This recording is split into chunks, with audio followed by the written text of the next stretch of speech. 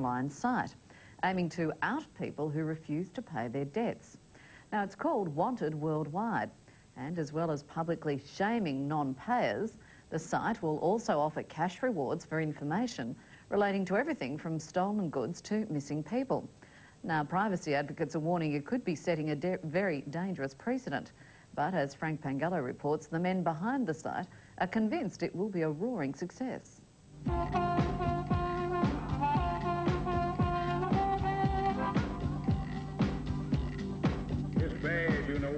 We'll be listing everyone from people who have owe us money, who have skipped, stolen equipment.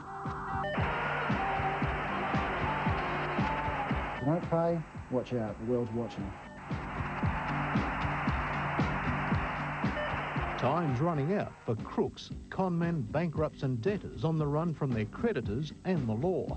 The powerful and intrusive world of the internet is closing in, and business operators like Dino Pietrobon couldn't be happier. Businesses like ours lose tens of thousands of dollars a year, and in today's competitive market, we can't afford it. It's time to fight back.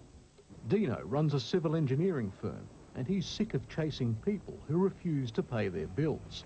Now he's decided to list them on a massive database being compiled by Wanted Worldwide, a South Australian-based internet recovery service which goes online from the end of May. This provides us an option to say, hey, look, if you don't look after us, you're going to risk all your other opportunities of getting credit anywhere else.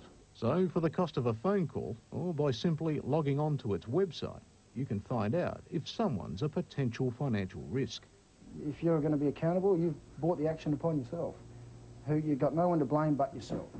Mark Pickard agrees. A very successful Adelaide businessman, also stung by people who've done a runner. He's one of Wanted Worldwide's directors. It's staggering, absolutely mind-boggling to think of the trillions of dollars that businesses and individuals write up every year worldwide. We believe that this system and the product will help reduce this huge global write-off. But Wanted Worldwide is going to be far more than just a cyber debt collection agency. Its clients are also offering cash rewards for information to locate anything from stolen goods to missing people. I've listed Pete Wyman on Wanted Worldwide because he's a fraud and a bankrupt. He sold me dodgy car parts, then ran off with my money. He's in hiding somewhere in the United States, but I won't stop until he's found. Tell me where he is and I'll pay you $5,000. American car enthusiast Rob Thompson's posting his reward because of the internet's global reach.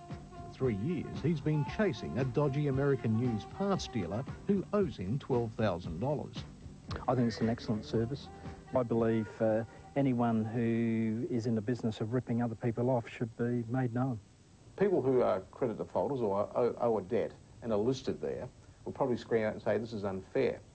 What would you say to that? Simply, pay your debt. But not everybody's comfortable with the world's first cyber hall of shame. It would be a terrible situation if sites like this promoted internet bounty hunters, people who sit at home at their desk trying to earn rewards by providing as much information and intrusion as they can into other people's lives. Chris Connolly is with the Financial Services Consumer Policies Centre. If this site went ahead today, it would breach both the existing Privacy Act and some new proposed laws which will be in place later in the year. If I was a civil libertarian, I would be welcoming the product.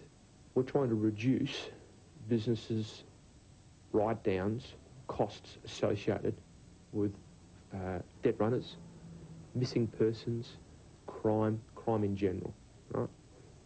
The product speaks for itself.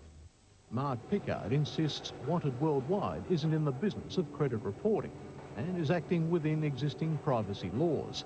He says his company's taken extraordinary security measures to counteract unauthorised hacking of its data. Once they've entered into an arrangement to repay that debt, we remove them from the system. No problem. And you can give that guarantee? Guaranteed. Still, expect more personally sensitive internet databases coming online. CrimeNet plans to list all types of criminals, threatening to give policy headaches for Australia's Privacy Commissioner, Malcolm Crompton. All that we can do is go on the material that we've been provided with so far, and the material that we've got so far suggests that they are not going to be compliant with the law. Mr Crompton says his office has given Wanted Worldwide a guarded warning and is due to have further talks with the company. When it comes to sensitive information, and in particular credit information, the law is particularly prescriptive, and it's not clear to us that these people are getting it right, and our last correspondence with them was that we didn't think that they were. Can they get it right? I'm sure that they can. However, Mark Pickard confidently promises his company won't overstep the mark. The product is well within the guidelines of the Privacy Act, which is undoubtedly one of the toughest in the world. One of the problems could be that people who genuinely have a good need to disappear, to be anonymous, to get away from somebody who's chasing them or stalking them, are able to still do that, and this doesn't just become a stalker's haven.